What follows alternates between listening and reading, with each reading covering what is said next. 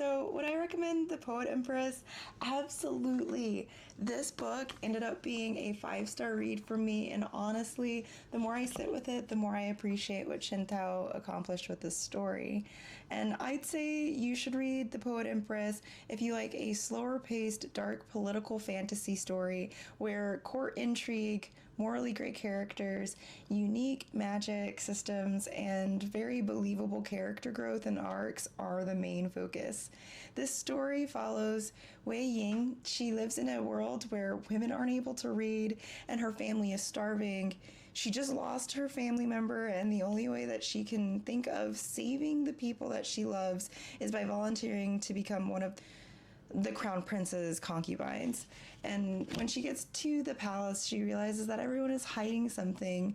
The emperor is dying, the empire is preparing for its successor. She just doesn't know what she's getting herself into. But one of the best parts for me, I think, in this story was uncovering the world alongside Wei.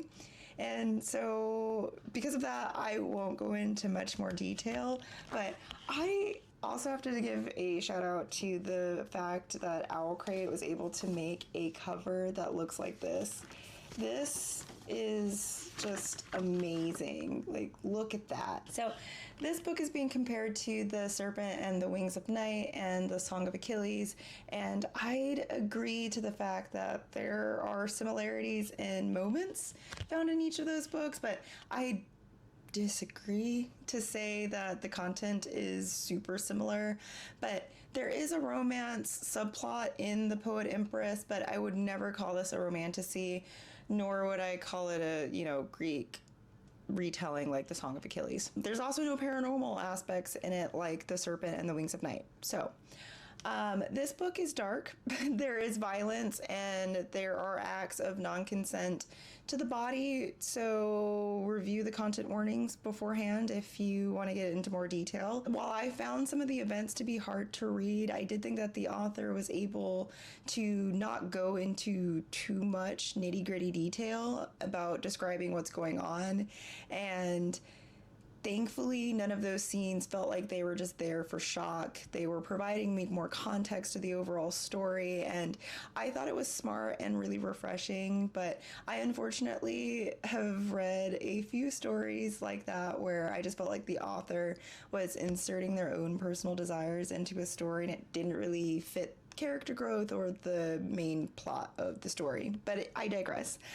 This story asks no forgiveness or tries to justify the actions of its characters to me, and I really liked that the characters were able to absorb everything that was happening and make a reasonable decision on the outcome of the events that happened to them in the past. I have many praises for this story. It did take me a little bit to get into. It wasn't until the 25% mark that I was truly locked in, and that's not because there was anything bad. There was a lot of things that were going on, so it was not because there was nothing happening, but I think at the same time I just wanted a faster paced story at that particular moment when I was reading this story, and this book made me be patient. There is no urgency for me to understand what's happening because I am in Wei Ying's POV, and that meant that I was reading the story in first person point of view. And Wei is never the loudest person in the room, as this is a alternative reality Chinese inspired story. So I appreciated her growth throughout the story. I thought that she was able to listen, learn, adapt, and I personally enjoyed that she made mistakes and she wasn't shoehorned into the chosen one trope that I see so often in books nowadays.